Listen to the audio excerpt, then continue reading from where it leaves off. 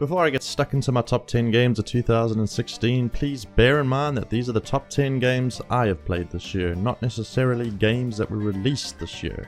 Games are rated by how much enjoyment they brought me, simple as that. You also won't find any Xbox content on this countdown, I'm afraid, because I don't own one. So let's get this show on the road.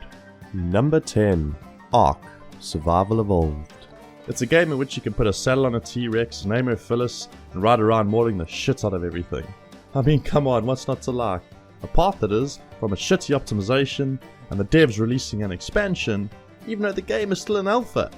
Oh fuck, I can't believe you've done this. But ultimately, it has a lot of content, and I would wager it's one of the best survival games out there at the moment. It also has a healthy modding community, which is a bonus, although my Ark folder is currently sitting at 86 gigs.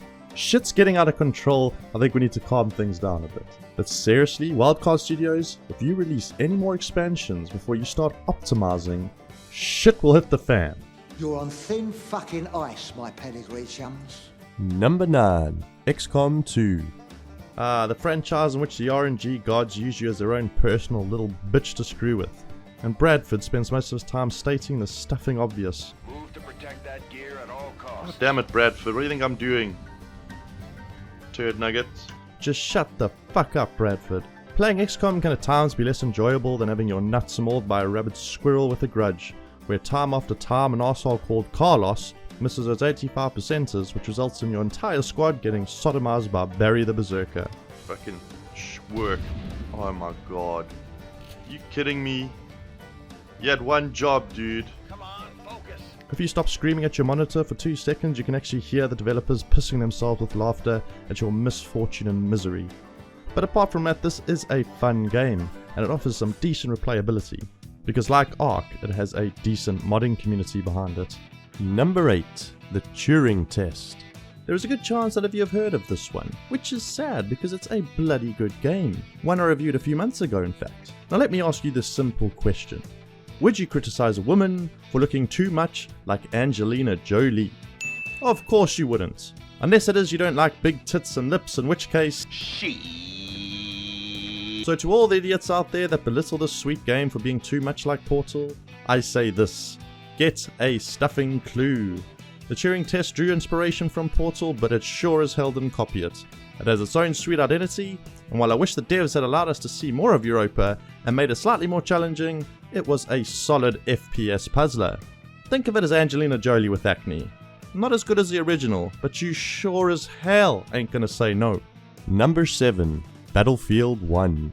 EA, you little rascals, you. While some out there might be falling for your apparent turnaround of becoming less greedy, money-hungering shitheads, you take milking your fans of their hard-earned cash as a personal goddamn challenge? I see through your bullshit. While Battlefield 1 thankfully didn't resemble that pile of steaming shit that was Battlefield 4 at release, or that miserable excuse of a season pass simulator you called Battlefront, your greed is still as apparent as my miserable subscriber counts. And here's an example why. In Battlefield 1, the options menu, that very important place we go to customize everything to our liking, is behind a second menu wall. But access to your store page, shit, you'll find that on the home screen. EA at its finest. Now look here, EA, inverting my mouse is more important than paying stupid amounts of money for your shitty battle packs that offer jack crap. No one cares. Okay, apart from EA being greedy arseholes, Battlefield 1 isn't actually that bad of a game. The campaign sucks balls, but we've come to expect that from this franchise. Multiplayer though, which let's be honest is why we buy these games, is enjoyable. And by god is it fun to beat the shit out of Nazis with a shovel again. Number 6. Rise of the Tomb Raider. Or should I rather call it Rise of the Orgasm Simulator, because quite frankly playing this game is like having a porno playing in the background where a girl is trying to break the record for the most orgasms in 20 minutes. Jesus Christ, Crystal Dynamics. Did you just stick Camilla Luddington, the new voice of Lara Croft, in a recording studio with a bunch of pornos and tell her to go to town? I mean, just listen to this.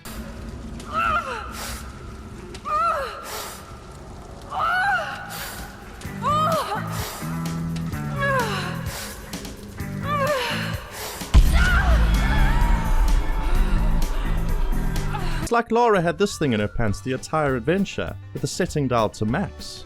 Now I'm not complaining. Listening to Lara pleasure herself for 15 hours was a privilege, and I salute you. On top of that, you also made a decent game, one that offered puzzles and actual tomb raiding this time. Saying that, I don't like the path you've taken my beloved franchise down. Lara Croft is supposed to be a cold, heartless, animal-murdering bitch who seeks fame and glory through raiding tombs. Not this orgasm-addicted weakling you've turned her into. And you gave her a breast reduction. I won't lie, that one cut deep. Number 5. Inside. This is one of those games that will have you sitting back in your chair feeling like a shitty human being because one incorrect move you made resulted in a poor little boy getting brutally mauled by a pack of rabid dogs, or falling 10 stories to his death, or silently drowning, or getting crushed, or shot in his face. Bloody hell, the list goes on. You generally force yourself to pay attention to what you're doing because you really just don't want to witness this poor little shit getting offed in some demented way anymore. I mean, the devs did a really good job on this one, even if I think they need to seek psychiatric help immediately. And you two motherfuckers need Jesus. Inside won Indie Game of the Year 2016, and deservedly so. The award speaks for itself, and so does this game. It doesn't have to prove shit, so I recommend you just go out and play it. Number 4. Doom. Fuck me sideways and call me Sally. At long last we've been given a decent fast-paced shooter that has one simple objective.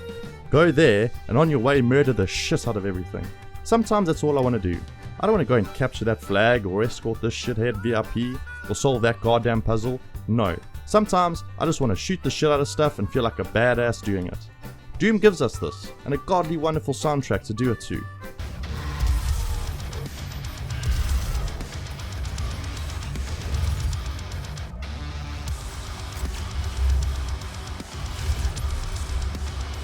Running around making every demon your bitch is goddamn fun, and they executed this remake beautifully.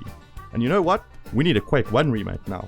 So please ID, do this, I beg of you. With the veracity in which EA begs us to buy their season passes and battle packs, do to Quake 1 what you did to Doom. Just this time, don't leave the multiplayer to another company to fuck up. Number 3.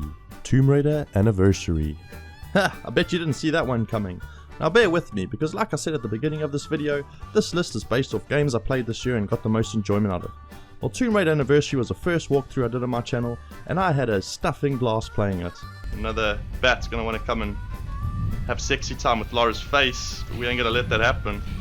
It's been 10 years since this game was released, and by God has it aged well, like a fine red wine. And unlike the new Tomb Raiders, you actually spend most of your time raiding tombs, and less time shooting people in the face and having orgasms. You also make a T-Rex headbutt itself to death. I mean, what more do you want from a game? On top of that, the adrenaline combat system was brilliant, unlike the bullshit we had to put up with in Legend and Underworld. Plus, she still has her double Ds. Despite what a lot of people have said, I think this did the original great justice, and it deserves a spot on my list. Number 2. Bloodborne. Never have I played a game where for pretty much most of the time I don't have a fucking clue what's going on.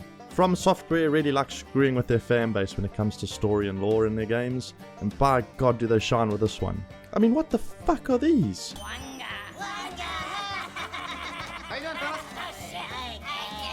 You need to scour the interwebs for lore to try and ascertain what the hell is going on, but you know what? I don't give a shit, because this game is pure, unadulterated, awesome.